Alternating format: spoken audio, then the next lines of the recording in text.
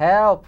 Hey, I'm Edwin Samuelson, and that was an interesting. That was a nice, interesting panning shot. Anyway, welcome to the CineFiles. This show is one I have been waiting for a long time. This has been in the planning a long time, a very long time. And this show is the reviews of all of the Alien films, beginning with the original from 1979, all the way up to Alien vs. Predator. And I think this is going to be a very fun show. Let's rock. All right, let's go. All right, well, let's begin with the 1979 Alien, which was, of course, made because of Star Wars. Science fiction was big in the late 70s, and so 20th Century Fox probably released the biggest. And what is that tone we keep hearing? Well, hey. Stop cursing. Back to the show. But Alien was probably the first successful blend of horror and science fiction that really became a real blockbuster and made many sequels and is groundbreaking and often copied. And I'll say right now, one of the greatest monster films of all time. I can agree with you on that. It's probably one of the scariest films ever made. And no one can hear you scream in space. And it was a brilliantly marketed. That was the little tagline, guys. Come on. I know. Help a brother out. Jerk. But the 1970s. Anyway, Alien is probably the scariest film I think a major studio released up until that time. Probably the most original monster ever created out of Hollywood. The film was influenced by two films that I was told. One was David Cronenberg's Shivers, which I think you guys can draw the parallels from, the parasite element, and a 1950s film called It, Terror from Beyond Space, which if you look at them back to back, it is very, very similar, with an alien being stowed away upon a ship and killing the the crew of the ship, not cast and crew. Yes, the cast. The crew of the all the stage crew and the actors. Yeah, killing the grip and the boom. It's one of the few films that you can say that was made in 1979 as a sci-fi big budget picture, and it still holds up today in 2006. Sure. Agreed. And it's been. I had never thought of how many ripoffs there are of the Alien film. I mean, when you think about it, you know, big Hollywood movies are always ripped off. You know, there's tons of them, but I cannot think of many. You know, a movie that has been ripped off as many times as Alien. It was one of the few times. I was a 9-year-old boy when it came out. It was one of the few times that I would just look at a movie poster and be freaked out. Because you look at that and it says Alien, and you see this egg in all this darkness, and I just was freaked out. And the commercial, the TV spot, that freaked me out as well. I mean, and then a year later, the Shining commercial freaked me out, but that's another show. I believe that Alien is your favorite monster movie of all time, correct? One of my favorite monster movies of all time. But I was so fond of Alien, I actually have the original heavy metal comic book adaptation. Really? By famous comic creator Walt Simonson. That's right. And it's based on the original script, I believe. Based on the original script, but it doesn't deviate that far from the movie.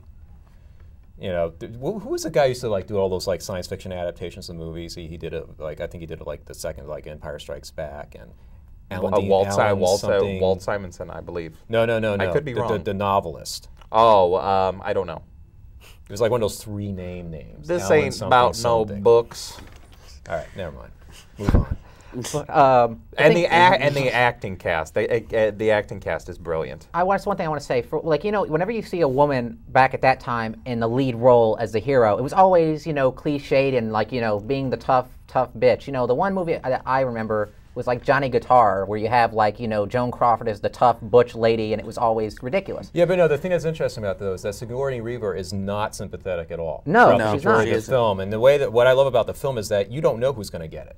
No, you don't. They set up all these these kind of characters, and you don't know who's going to get killed first and who's going to survive. You think the Tom Skerritt character is going to turn out to be the hero. That's what I love about it, because it's like, wow, she's the least person to survive. It's like, wow, I'm surprised she survived. But here's a bit of trivia: the John Hurt character was originally offered to William Hurt. And here's another interesting thing. Are you guys familiar with John Finch, who was in Alfred Hitchcock's Frenzy? Yeah. He was originally the John Hurt character, and he was in the film. No, I'm sorry, I take that back. He was actually the character of Ash, the cyborg played by Ian Holm, and he got very sick because of the makeup and had to leave after 2 days of filming. Really? And feminists gave Aliens a lot of flack because they said that no matter how good this film is and trying to portray this feminist hero, it still resorted to putting her in the underwear at the end. I know that some feminist critics came out of the woodwork on that. Well, by the way, she looked very good in her underwear. That's some awesome space undies. Well, the thing I liked also about the film is that, you know, they're running from this creature which you rarely see during the whole film. I mean, you see glimpses of it, but you never really get to see the full alien until the end. Exactly. And I mean... And that's a payoff. And the thing is, that's what today's monster movies are missing. It's like, you know what the monster looks like pretty much even before you go to see the movie. You usually see it in the poster or the trailer. Exactly. So that always... But see, why that worked is the same reason why Rosemary's Baby worked, is that it had your imagination going so that you're thinking of things far worse than what is actually happening on screen, which is why I like Aliens. Great cast. Great cast and Harry production Dean Stanton. Design. Yeah, once again, like I said, the production design holds up to this day. I mean, Ridley Scott knew what the hell he was doing.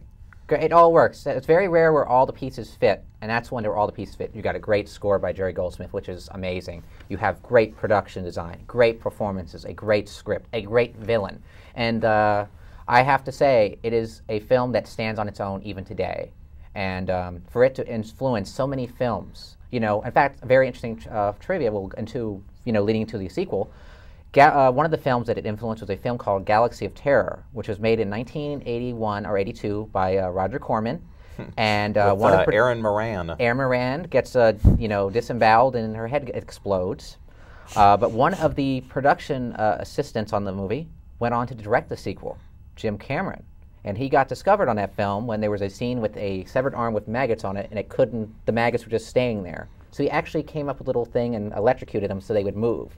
Someone saw that, gave him the job of Piranha, then he went on to Terminator, and then got the job of the sequel, which we're going to get into right now, which is Aliens.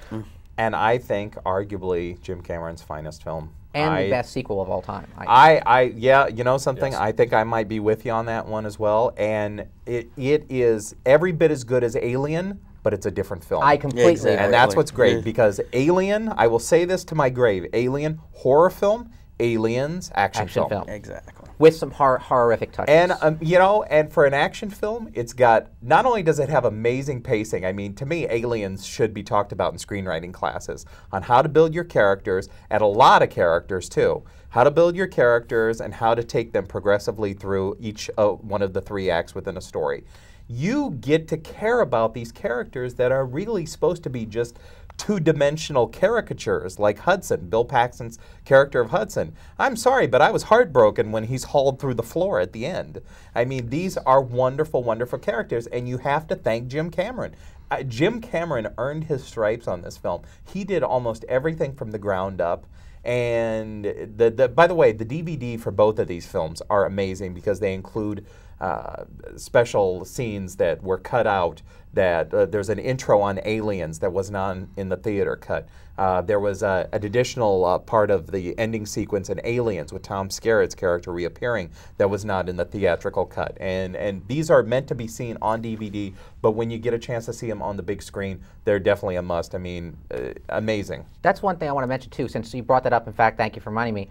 What do you guys think of the special editions of these? I mean, Alien, there's a very famous scene which was cut out of Alien because of pacing reasons, and it was actually used in the Aliens, the sequel, with the cocooning and stuff, which you actually get to see and stuff, The scene with Tom Skerritt. Well, you don't get that included. I mean, you get to see the process, but you don't get to see Tom Skerritt doesn't reappear in Aliens, though. But I mean, you get to see what happens. Basically, the concept was used in the sequel more so. Basically, and also I want to note the new director's cut, which has these scenes, actually runs a minute shorter, even though it has some extra scenes added. Ridley Scott said that he cut that scene because of pacing issues. It's a scene where, she's escaping to blow up the ship, and then she runs into the scene. It takes complete emphasis off the ship exploding, and you're completely somewhere else. Then you go, oh, wait, the ship's exploding, and she has to go again. He said that was why he took it out, and that's why, and he said that the original version was his director's cut at that time. Also Aliens, to me, also one of the most quotable films. Well, I want to ask you though. What do you think of those new cuts? I mean, they're fantastic. I already said they're a must see for anybody. You don't think that pacing ruins the film? That scene? No, I think that you treat them like separate entities. I think that the original is fantastic, but it's also very interesting to look back. So I don't know if you guys have, What do you think there, Jeff? Of the well, I haven't really had a chance to see any of the special editions of Alien or Aliens. The only one I did see was Alien 3. Which we're going to get to, folks. Well, before that, you were talking about Aliens. What do you think? You say you think it's one of the I think it's best one of the, I don't know if it's the best sequel. I think it's one of the best sequels because it depends on how you define sequel. But I think it's definitely one of the best sequels ever made. And to Cameron's credit, I mean, I think Terminator 2 is one of the best sequels ever made. And again, Cameron was behind that. So it says a lot to his talent. And yeah, the film he worked on was Alien: The Spawning. Alien: The Spawning? Yeah, which that's the one that he directed. No, that's a sequel too. That's Piranha 2: The Spawning. Piranha 2. Piranha 2: The Spawning. But sorry. He said the best flying fish movie ever made, and I think I can agree with you on that one. But it also starred Lance Henriksen. Yes, who actually is also in the Terminator in a very brief role. He was supposed to be the Terminator, but he played a robot in Aliens. Yeah, so he kind of got to fulfill his dream. But we digress. And one thing that Cameron points out, I believe in the documentary on the DVD, or I read it somewhere, that he points out that the action sequences, the battle sequences where the Marines, the Galactic Marines, are fighting the aliens in the catacombs beneath the city were influenced by the bushfighting within Vietnam. He was very influenced by Vietnam movies and how the Viet Cong had fought the GIs, and he said that he took those situations and put them in his movie, and you can really see the chaos that these soldiers go through during their battles with the aliens. But let's go to Aliens 3, because Aliens 3. We can all agree Aliens is probably the best sequel, one of the best sequels ever made, if not the best. But Alien 3 is a different story. It was and let me say, this is where, on the documentary for Aliens, this is where the creator of the Alien, H.R. Giger, says, is quoted, "Oh, this is where things fall apart." The great Swiss artist, let me tell you. Alien 3 was a highly anticipated sequel, came out in '92, and it was directed by a then unknown David Fincher, who's gone on to many better things, as Seven and Panic Room, The Game, and The Fight Club. It came out very disappointing to some. In fact, I was disappointed when it came out. Edwin, let me take over. Yeah, take over. Just let him. I never in my life, well, at that time in my life, had I ever been more excited to see a film. I saw that trailer of Sigourney Weaver emerging out of this bunker in this with her shaved head, and I saw Aliens 3. I almost just went nuts in the theater. I was so excited, and I went the opening night. I was so excited. I didn't read any reviews, and I saw this movie, and I was so mad. I have never been more angry when I left a theater. I was mad at a bunch of films. Independence Day, From Dusk Till Dawn. Never was I more angry when I left. I actually almost stopped being friends with one of my best friends that I went and saw it, because he claimed to like it really for no reason. But it was horrible, and I wanted to pass the blame on David Fincher so bad. I wanted to blame him, but I don't think he was really at fault. What I do want to blame is the trio of hideous screenwriters, including Walter Hill, who I normally like quite a bit. But he was responsible, along with the idiot that gave the story bite, because he must have had the original proposal. But it is the only pretentious lowbrow film I've ever seen. And to be fair, I did see the director's cut, which Edwin here recommended. And let me tell you something, it doesn't do much for the film.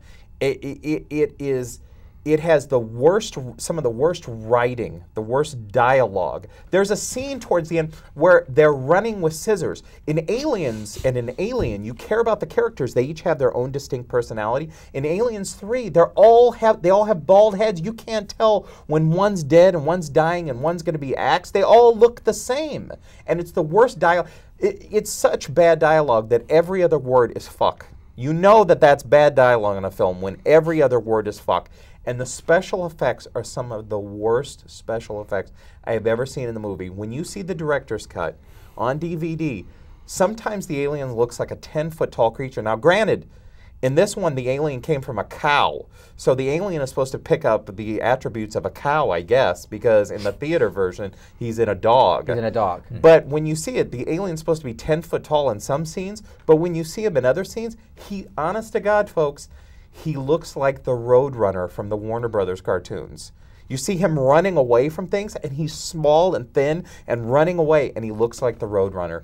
I mean, this film is infuriating, and from the get-go, all the characters that Jim Cameron built up, like Hicks and Newt, he kills them off before the frame even starts coming onto the screen. I mean, he takes these great characters, and I understand that before this got greenlit, the script was supposed to be the Galactic Marines come back again. I think with Hicks leading them.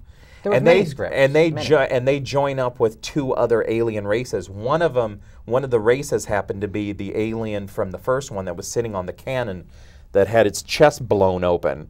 That was one of the alien races, and there was a 3rd alien race, and they were finally going to go to where the alien homeworld was and finally eradicate them. That would have been a very interesting story, but I mean, this movie, you have to look at what's there. I mean, there was many scripts commissioned, one without Sigourney Weaver, who didn't want to be involved at the time. They were going to bring back Hicks. Then she said she was going to do it, so they killed off Hicks, and all this. I mean, the film has had a very troubled production history.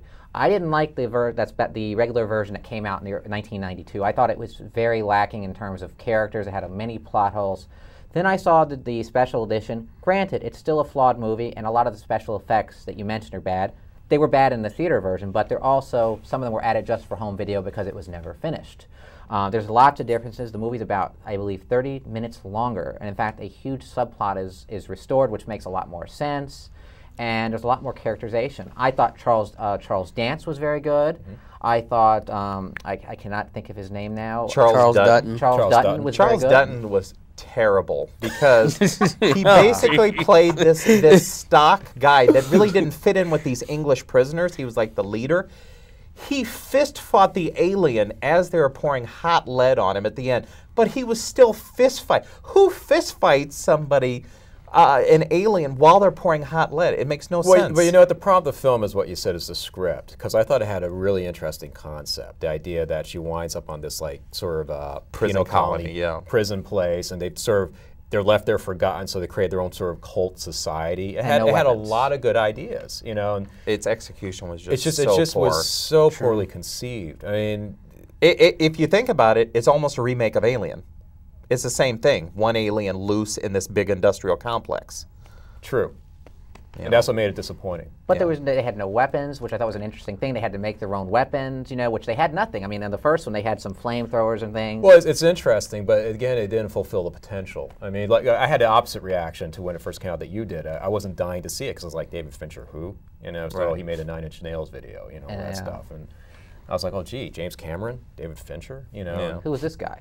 So I totally was not psyched to see it when I saw it. The one thing, too, I'll say is I was really disappointed with the way they used Lance Henriksen in the film.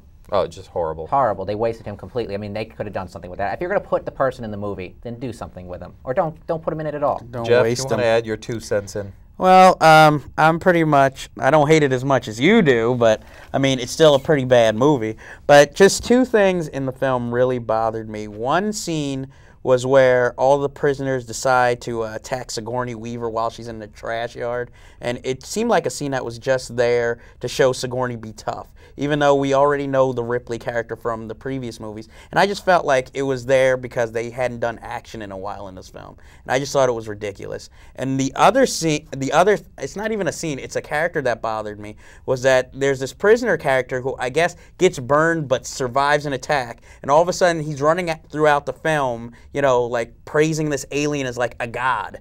And I just thought this character was ridiculous and was just there so that they could have a reason for, like, when the alien's captured, somebody to release him. And that was really all this. He was a plot device more exactly, than a real and it was just a ridiculous. You could have thought of a better way to do it. But again, it all falls back to the problems with the script. Yeah, and I'll tell you something. Bad writing can sink the best idea in the world. Aliens 4. You gotta, it's almost like Aliens 3. You got a very promising filmmaker or a very accomplished filmmaker. You have a script that's so atrocious, it sinks whatever good intentions it has. And I want to mention who wrote this before we begin, which is Joss Whedon, who did Buffy the Vampire Slayer. Well, Alien Resurrection is like a film written by someone whose English is their first language, retranslated into some foreign language and translated back into English. That's what the script is like. Well, it's directed Which by are a usually like a lot of French-American movies, like The Professional and The Fifth Element. They are usually like that. They seem like something's lost. You know, and Aliens Resurrection there's a lot is of good great concepts in the movie. I mean, I thought was interested in a lot of the things that they had, like, you know, they were trying to clone the Ripley character, and she has a little bit of the alien in her. I thought that was interesting. But once again, that execution is so poor. It's the execution. Not poor, I should say atrociously horrible, because if Sigourney Weaver has the alien DNA in her, why prove it? Now remember, we're thousands of years in the future. Why prove it to us by having her beat a bunch of guys in basketball?